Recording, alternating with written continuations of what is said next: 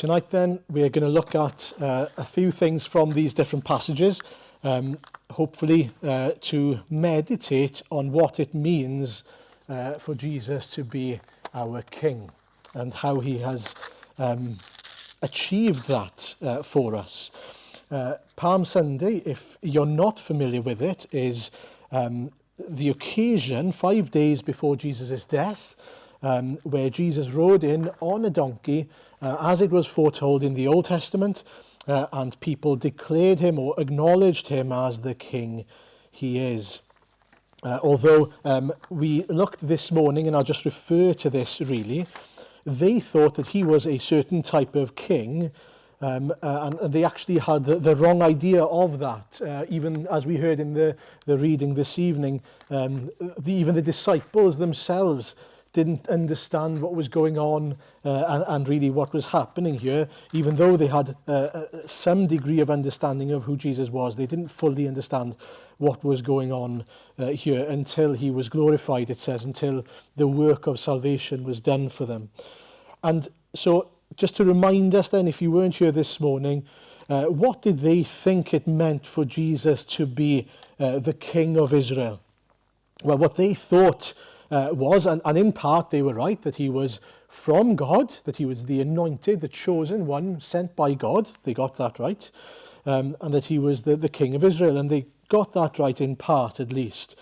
What they didn't get right, of course, was they thought that he was a king that was coming to defeat the Romans, to bring them freedom, to overthrow the Roman authorities and to provide peace in Jerusalem, sort of political freedom then.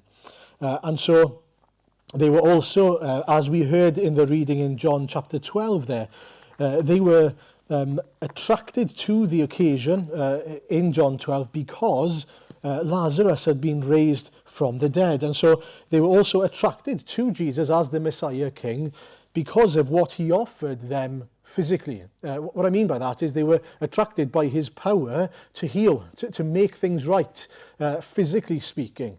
And so they were thinking in terms of their physical needs, this is the king we want. He fixes our bones and he gets rid of the Romans. Fantastic, great. But as we heard this morning, that was a very short-sighted, foolish and not good enough, in fact, understanding of who Jesus was as a king. And so those things, even if they were fixed, even if your bones are fixed, even if they dealt with the Romans, it didn't mean that they had peace with God. It didn't mean that they were right with God. It didn't fix their true problem, which is their sinful hearts. And so clearly there, we should not be coming to Jesus, and this was the great challenge of this morning then, coming to Jesus, interpreting, if you like, who Jesus is based on our expectations of him. We don't come to Jesus thinking, I want Jesus to be this to me, and so that's who Jesus will be to me. No. We are to come to Jesus and ask him, right, who are you, Lord, according to who you say you are? Not according to who I think you are, or who I want you to be, even. Who does Jesus, in his word, tell us that he is? Who does the Lord God tell us he is? And that's really what we're going to look at this evening. Who does God reveal his Son to be? Who does Jesus show himself to be? From beginning to end, in fact. And so we should forget our preperceptions. And we should encourage others to forget their preperceptions of who Jesus is and to simply ask the question, Lord, who are you? Show me who you are according to your word. That's the great challenge for us and in our dealings with others as well, that we shape our understanding of Jesus according to his own word. Because otherwise what will happen is we will think that the Lord has either lied to us or disappointed us, because those things that we expected him to be to us were not met. Do you remember the road to Emmaus, those disciples walking away sad and disappointed? Why? Because he hadn't met their needs, according to them, of course. They had thought that Jesus was going to do this, that, and the other. But actually, Jesus had never intended on being that to them. And it's important, isn't it? We'll go away disappointed if we're thinking Jesus to be the provider of an easy life, for example, as we've been looking at in Philippians. No, he came to give us life in its fullness, for example, in abundance. But even that abundance does not mean that there won't be any suffering or hardships in our lives. And that's where we've got to be so careful to ask the Lord by his Spirit to open our eyes to the truth of his word in its fullness.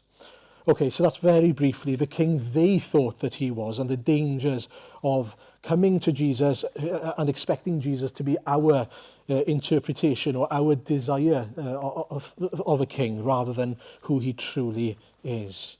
And the two passages we're going to look at are Philippians 2, and we've been looking at that in recent weeks, and Revelation 5. And what we see there then, if you want to turn with me first of all to Philippians chapter 2, the first thing we see, and again, if you remember the context, having the same mindset as Jesus, but what Paul reveals to us is that Jesus is royalty. Jesus is fully God in heaven, and even when he puts on flesh, he is still fully God. He never loses his glory, it's just veiled in flesh. That's why I love the carol, veiled in flesh, the Godhead see. Hail the incarnate deity. He is God in flesh. God whose glory maybe is not seen in the same way because it is now in flesh, housed, if you like, in flesh. But he's still fully God. And he is fully God who gives himself fully. He humbles himself, taking the very nature of a servant, being made in human likeness. He humbles himself and being obedient to death, even death on a cross. But then it tells us, therefore, because he did that, he was exalted, lifted up, that's the meaning of the word exalted, to the highest place, and given the name that is above every name, that at the name of Jesus every knee should bow, in heaven and on earth and under the earth, and every tongue acknowledge that Jesus Christ is Lord, to the glory of God the Father. Do you notice the point of that therefore? What's come before his death on the cross means, because of that, he is lifted to the highest place. So something must have happened there on the cross to cause him to then be exalted to the highest place, to be given the name that is above every name. And that's what we're going to look at a little bit from Revelation. What does it mean? It means that he has been given this throne, this position of honor, the highest position by God the Father, because of his death. So the question is, well, what happened there? How can that death, that sacrifice, lead to sitting on that throne, being the King of heaven? Well, let's look at Revelation chapter 5. In Revelation chapter 5, Revelation is full of imagery, and it's a vision that John has. He's the author of Revelation, and there's lots of imagery and symbolism there. Don't panic about that. It can be a bit strange to us, but here's the picture, right? John is in heaven, and he's sort of given this vision of seeing this scroll, these scrolls with seals on them. That's not the animal, that's the kind of a wax seal type thing that's closing just in case it confuses people. And nobody can open the scroll, okay? Nobody can open them. They are not that they're physically not able to, but they're not worthy to take the scroll and to open them. Now, the scrolls represent the end of God's plan of judgment and redemption, if you like. So what's going to happen at the end, the things that are to be declared at the end. And John is heartbroken at the idea that the plan of salvation and judgment can't be carried through, if you like. There's nobody who is worthy, the angel is saying, to unfold God. Well, John is saying, to unfold God's plan. Nobody able to declare someone righteous or to judge those who are unrighteous. This is what he's weeping and weeping about. Why is he weeping? Well, because he's waiting for the Lord Jesus to come and to declare people righteous and unrighteous. By faith, righteous, and those who have rejected to be unrighteous. And so he's gutted. If nobody is worthy to open the scroll, there's no hope for us.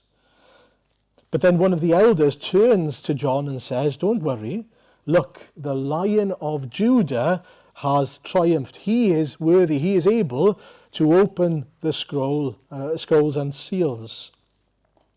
And so the question is, who is this lion? Well, in order to understand who the lion is, we've got to go right back to Genesis. And in Genesis 49, there's this situation where Jacob calls all of his sons together and he says, listen, this is what's going to happen in days to come. And he goes through all his children. This is what's going to happen to you, this is going to happen to you, and so on and so on. And then he gets to Judah. And that's in verse 8 of Genesis 49, if you want to look it up, but you don't have to. And this is what he says to Judah then. Judah, listen up. This is what's going to happen to your offspring. Judah, your brothers will praise you. Your hand will be on the neck of your enemies. Your father's sons will bow down to you. You are a lion's cub, Judah. You return from the prey, my son. Like a lion, he crouches and lies down. Like a lioness, who dares to rouse him? The scepter will not depart from Judah, nor the ruler's staff from between his feet, until he to whom it belongs shall come, and the obedience of the nations shall be his. He will tether his donkey to a vine, his colt to the choicest branch. He will wash his garments in wine, his robes in the blood of grapes.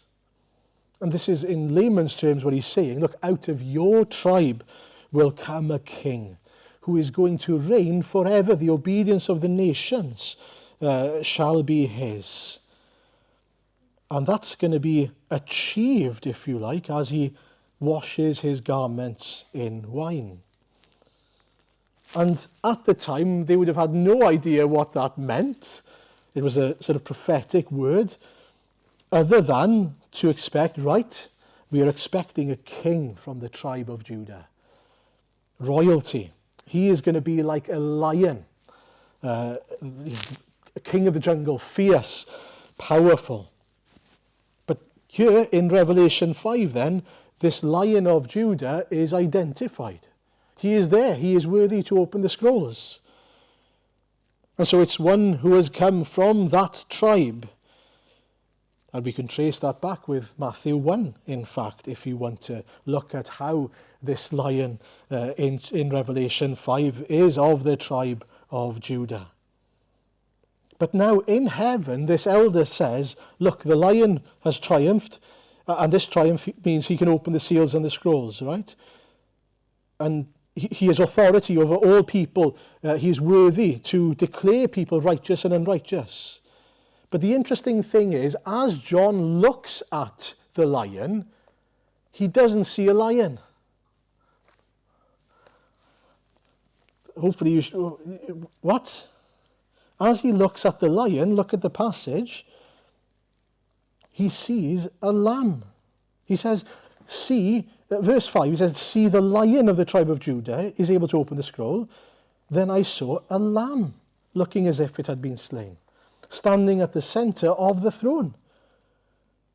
And he goes on to mention that he went, verse 7, he went and took the scroll from the right hand of him who sat on the throne. And you might be going, well, hang on, I thought it was the lion that was worthy to take the scrolls. So why is the lamb taking the scrolls? And why does the lamb look as if he's being killed, as if he's being slain? And why is he at the center of the throne? There's only one explanation. The lion is the lamb. The lion is the lamb. They are one and the same. And what we come to see then is that Jesus, who is the lion and the lamb, is at the center and is worthy to declare people righteous or unrighteous. He is the one who has triumphed, who has won victory. That's what triumphed means, isn't it? He's been victorious. In Isaiah 31 verse 4, we looked at, I'm sure you remember it, it was only about 10 months ago or something, that we looked at this. There was a promise, a prophetic promise given then. This is what the Lord says to me. As a lion growls, a great lion over its prey, and though a whole band of shepherds is called together against it, it is not frightened by their shouts or disturbed by their clamour. So the Lord Almighty will come down to do battle on Mount Zion and on its heights. This lion has come to engage in a battle, to triumph, to be the king who wins in that battle. And so we see Jesus portrayed, given the description of this lion coming down, not afraid of those band of shepherds, the Pharisees and the authorities that were against him, coming to engage in battle. But what was that battle? It wasn't a battle against the Roman authorities, not against the Pharisees. It was a spiritual battle.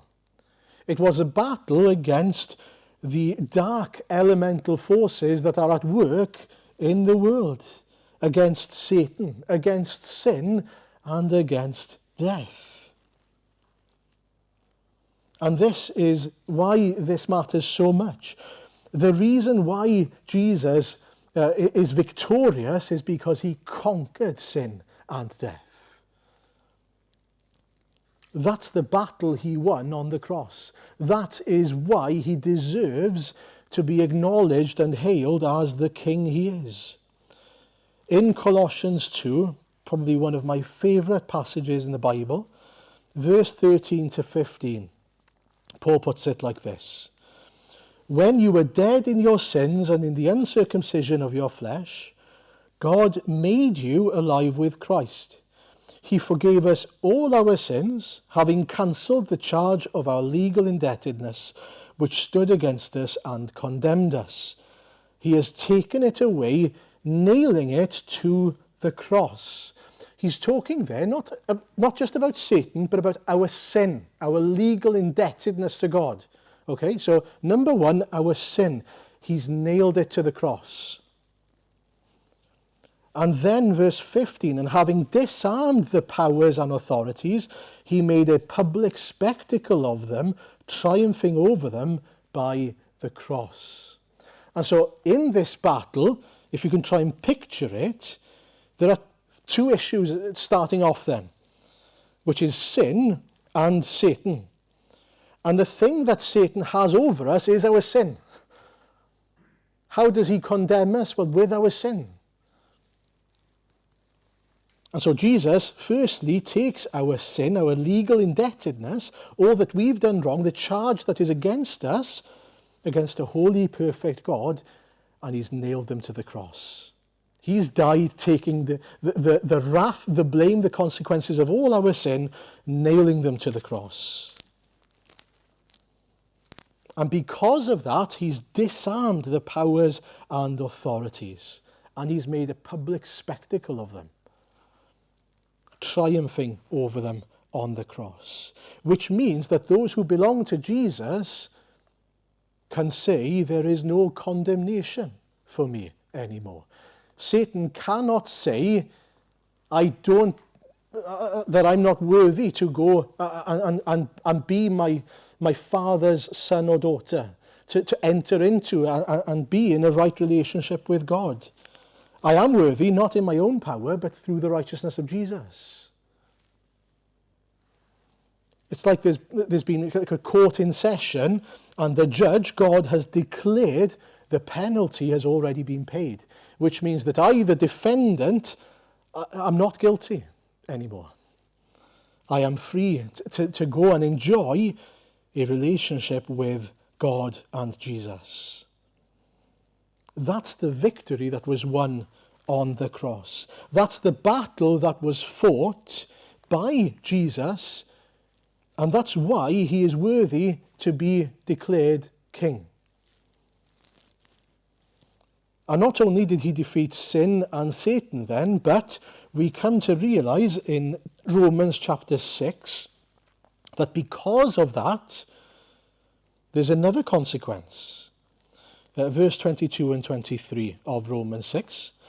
But now that you have been set free from sin and have become slaves of God, the benefit you reap leads to holiness, and the result is eternal life. For the wages of sin is death, but the gift of God is eternal life in Christ Jesus our Lord. The third aspect is that he's also conquered death. And he's not simply speaking about physical death. More importantly, he's speaking about spiritual death, the second death here, which is eternal separation from God, eternal destruction, suffering and pain because of our rejection of Jesus. The wages of sin is death. Because of our sin, because we've rejected God, by nature, we are deserving of death. And not only death that's entered into the world, physical death, but that death is the end of that window of grace that we have then. That means there is no going back to a hope of relationship with God. But thanks to Jesus, we know that even though we will face physical death, we will not face that second death. We won't face that spiritual death. In fact, as we've been looking in Philippians, we'll be promoted to an even better life than we could even imagine now. Do you remember what Paul said? I desire to depart and to be with the Lord, which is better by far. By far, he says. It's not even a competition. And so there are two options, which is either that promotion to eternal life with our Heavenly Father and with the Lord Jesus, or a demotion to destruction. But Christ came so that we could be promoted. Christ came to free us so that we can enjoy eternal life. Did you notice the verses? Now that you have been set free from sin and have become slaves of God, the benefit you reap leads to holiness, being made like Jesus, and the result is eternal life, being with Jesus like him. The gift of God is eternal life. All of that was achieved on the cross. That was achieved because he defeated the enemy, Satan and sin and the second death. And so the question is, what is our response? Now, there's a response, a clear response in Revelation 5. They sang a new song, verse 9. They sang a new song. They responded with praise. They responded because they were so full of joy in seeing this lamb, this lion lamb, if you like, the Lord Jesus, who is worthy to declare them by faith to be righteous and to declare those who are unrighteous to be unrighteous. You are worthy to take the scroll and to open its seals because you were slain, he says. And with your blood you purchased for God persons from every tribe and language and people and nation. Why? You have made them to be a kingdom and priests to serve our God, and they will reign on the earth. This should be the song of every Christian. This should be our song. Our lives should be this song. Praising our Heavenly Father and the Lord Jesus, who is worthy because he has purchased for God people like us from all around the world in order that we might be citizens of his kingdom. You have made them to be a kingdom, he says. Who has a kingdom? A king. Duh. A king. He has to be a king to have a kingdom. And the amazing thing is that he has made us to be a kingdom. We belong to a kingdom. We are citizens of his kingdom. Because he's drawn us out of the kingdom of darkness into his kingdom of light. Through his blood. through his sacrifice. That's the only way to deal with that sin that once separated us from God and condemned us. And in fact, that's the language that's often seen throughout Revelation, is who we are because of the blood of Jesus. Even Revelation 1 verses 5 and 6, to him who loves us and has freed us from our sins by his blood, and has made us to be a kingdom and priests to serve his God and Father. That's our identity now. We are a kingdom and priests. And that speaks of two things, doesn't it? Firstly, we belong to him and his people. To be a part of his kingdom means that we are now citizens of the kingdom of heaven. That's our identity. That's who we are. That's where we belong. And that's different to being citizens of another country or another kingdom, isn't it? Especially the kingdom of Satan. In fact, Paul says in Ephesians 2, as for you, you were dead in your transgressions and sins, in which you used to live when you followed the ways of this world and of the ruler of the kingdom of the air, the spirit who is now at work in those who are disobedient. The mark of a citizen who belongs to the evil one, to Satan, this world, is that they are disobedient. They follow the way of the world. But citizens of the kingdom of heaven follow the way of Christ. They're different. They live a different life. And it's an essential point for us to grasp, isn't it? Our lives should be radically different because we don't follow the ways of the world. We don't belong to the world. We don't desire to be disobedient anymore. We desire to belong to Christ, to live for Christ, to follow Christ in all that we do. And it should be so obvious in the way that we live that we are citizens of a different kingdom. There are two kingdoms. There are two kingdoms, the kingdom of Christ and the kingdom of darkness. There are no other kingdoms. So you belong to one or the other.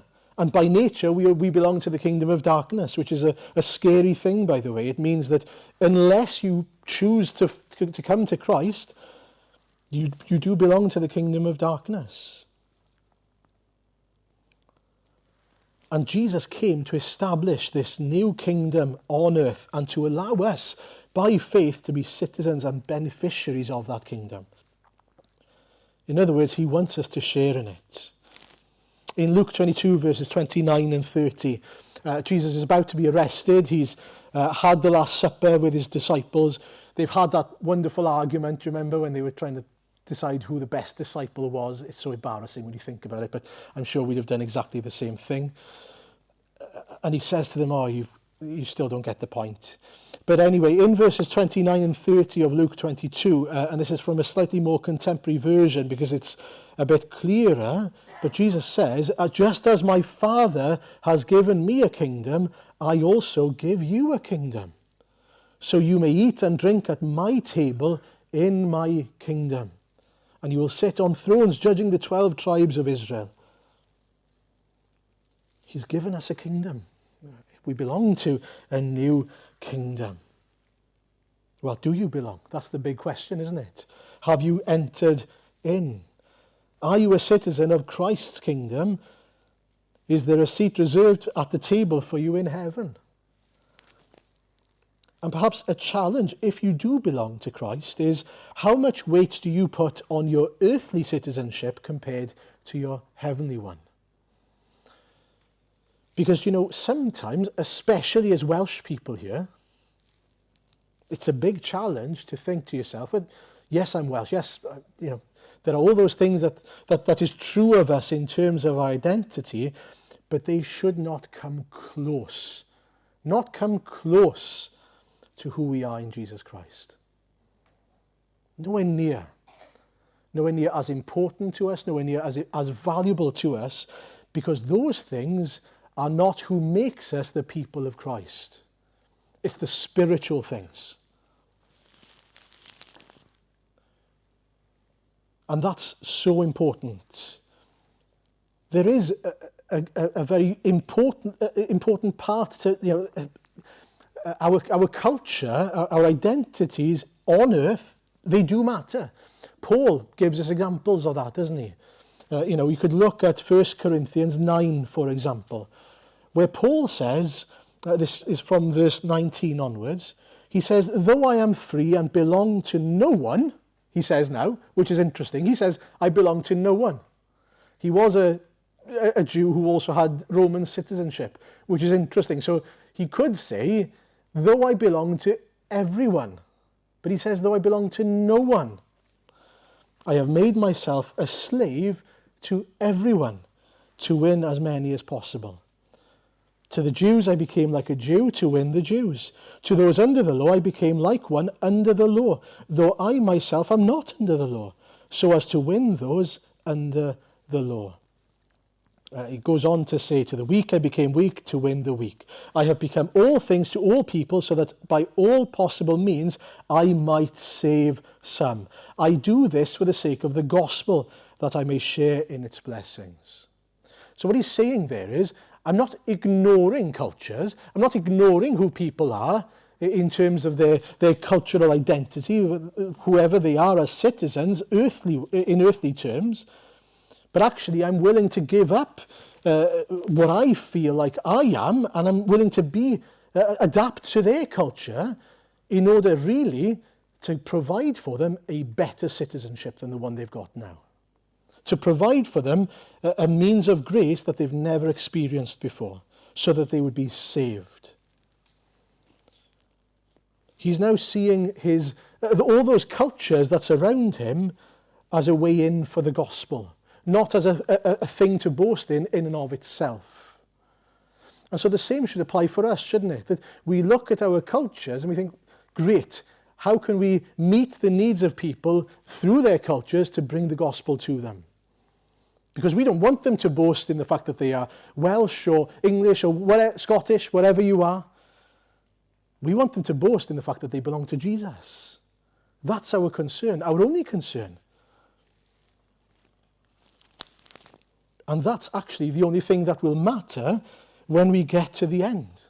Because that's the picture given in Revelation chapter 5. Did you notice?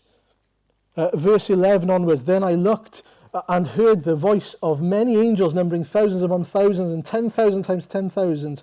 They encircled the throne and the living creatures and the elders, and they were saying, worthy is the Lamb who was slain. And then I heard, to receive power and wealth and wisdom and strength and honor and glory and praise. Then I heard every creature in heaven and on earth and under the earth and on the sea, and all that is in them saying, to him who sits on the throne and to the Lamb be praise and honor and glory and power forever and ever. That's saying exactly what Paul was saying at the end of Philippians. Every tongue will confess, every knee will bow, every creature on earth will declare Jesus to be King of Kings and Lord of Lords. But when you do that, you will belong to one of two camps. You'll either belong to the kingdom of darkness or the kingdom of Christ. You'll still be bowing the knee. You'll still be acknowledging him and confessing him Lord and God, because you'll have seen him for who he is. But on that day, the camp that you belong to will matter significantly, won't it? Because you'll either be confessing it as one who belongs to his kingdom, who's bowed the knee to Jesus, or to one who hasn't, which means you're his enemy. And so we've got to make sure that we are bowing the knee to Jesus now as the King, that we are entering into his kingdom now, confessing our sins and our need of him now. Can you say, I am a citizen of heaven, of Christ's kingdom? One day, every knee will bow. But today is a day of grace, and Christ calls us to come to him, not to flee. Secondly, if you belong to the greatest of kingdoms, the kingdom of light, rejoice and sing a song. That's our job, but more than that, that's our privilege. Every day should be a song to the Lord. Our lives should be a song of praise to the Lord. Worthy is the Lamb who was slain. Because by his blood he's purchased for us all that is available to us and given to us through his merit. He's made us to be a kingdom and priests to God. Worthy is the Lamb. Are we singing? Are we declaring? Are we telling people and worshipping the Lord? That in itself is such a privilege, that we get to worship the Lord God Almighty, saying, worthy is the Lamb who shed his blood for me, for you. We'll look more at that on Friday, obviously. Thirdly, do we live as the citizens he's made us to be now? There's a real challenge, I think, in the light of who Christ has made us to be. My identity is now God's son of the King Jesus, citizens of heaven. Those who are not condemned, those who are called to serve the Lord as a priest. My life is now different because of him. And we need to make sure, don't we, that we don't see ourselves simply from an earthly perspective anymore. It's interesting, when we have conversations, I don't know if you've noticed this, when you have conversations with people and you get to know them, it's often the case that we try and get to know someone, and what are the questions they ask you? Where are you from? If you're Welsh, who do you belong to, who your parents are, who you're related to, and they'll try and find a link to you to somehow find that they're actually related to you. What do you do? It's another one. Yeah? None of those answer the questions of who you are now. You are a servant of the living God. You are a citizen of the kingdom of Jesus. You are a follower of Christ. You're a disciple of Jesus. All those things matter nothing compared to that. And so we've got to be careful, don't we, when we think of how we identify ourselves and the things that we reveal to the world around us, that we show them Jesus and the difference he's made to us and is making to us. Thankfully as well, when we think of our citizenship in heaven, do you know what else it does? It gives us a great peace and comfort, because if we still think of ourselves as citizens of somehow this world, I'd be very fearful right now. I'd be very fearful looking at the world around us and what's going on around us. But we've got to fear none of that, because we belong to not just a king, but the King of Kings and the Lord of Lords. The one who is the eternal King, whose throne will never be taken away from him. The one whose kingship is eternal. And so we don't need to fear what's going on around us or who comes up against us. We can say with Paul, you know the verses in 1 Corinthians 15, death has been swallowed up in victory. Where, O death, is your victory? Where, O death, is your sting? The sting of death is sin, and the power of sin is the law. But thanks be to God, he gives us the victory through the Lord Jesus Christ. Whatever happens to me, even death, it's okay. Because God has taken away the sting of it through the Lord Jesus. Which means I'm not going to face eternal damnation. I've even got a promotion ahead of me to eternal life with the Lord Jesus. And you know what really struck me in 1 Corinthians 15, Paul finishes that with an application. Therefore, my dear brothers and sisters, stand firm. Let nothing move you.